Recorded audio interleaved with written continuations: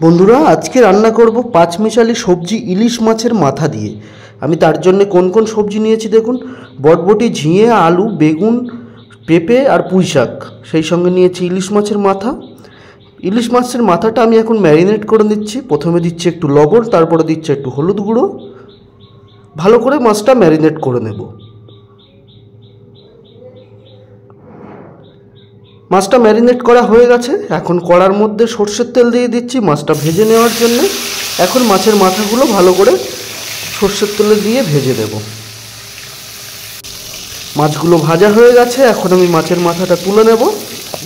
এই ইলিশ মাছের মাথা দিয়ে সবজি রান্না করলে দারুণ লাগে খেতে।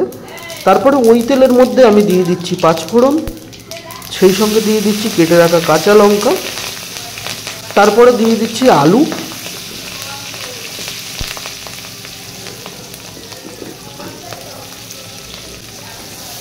তারপরে আলুটা একটু ভালো করে নেড়ে চেড়ে নেব বেশ কিছুক্ষণ ধরে।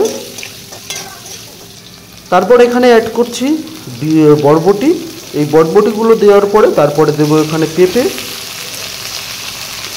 পেঁপেটা দেওয়ার পরে এখানে দেবো আমি পুঁই শাক, তারপরে দেবো একটু লবণ। লবণটা দিলে সবজিটা গলতে সুবিধা হয়, তাড়াতাড়ি গলে যায়। একটু নাড়াচাড়া করে নেব কিছুক্ষণ।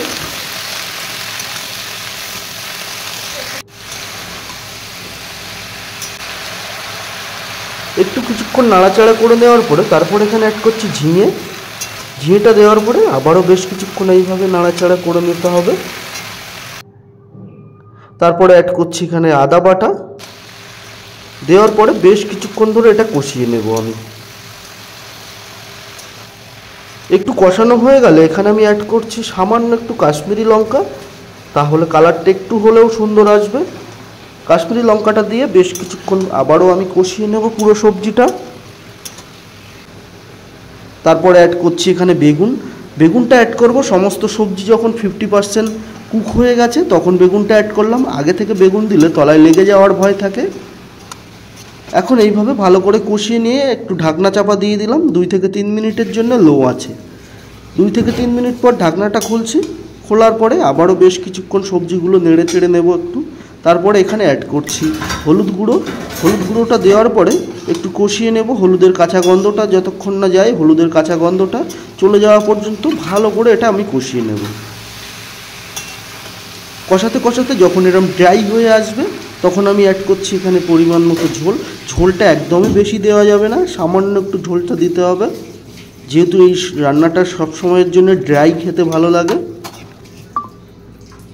তারপর এখানে অ্যাড করছি আমি ইলিশ মাছের মাথাগুলো, এবং মাথাগুলো একটু খুন্তির সাহায্যে সবজির মধ্যে ডুবিয়ে দেওয়ার চেষ্টা করছি, তাহলে মাছের ফ্লেভারটা সবজির মধ্যে খুব ভালোভাবে যাবে। তারপরে ঢাকনা চাপা দিয়ে দিচ্ছি, দিয়ে 7-8 মিনিট মতো লো আছে বসানো থাকবে। তারপরে 7-8 মিনিট পর ফিরে এলাম। ওপর থেকে জিরে মরিচের গুঁড়ো ছড়িয়ে দিয়ে রান্নাটা কমপ্লিট করছি।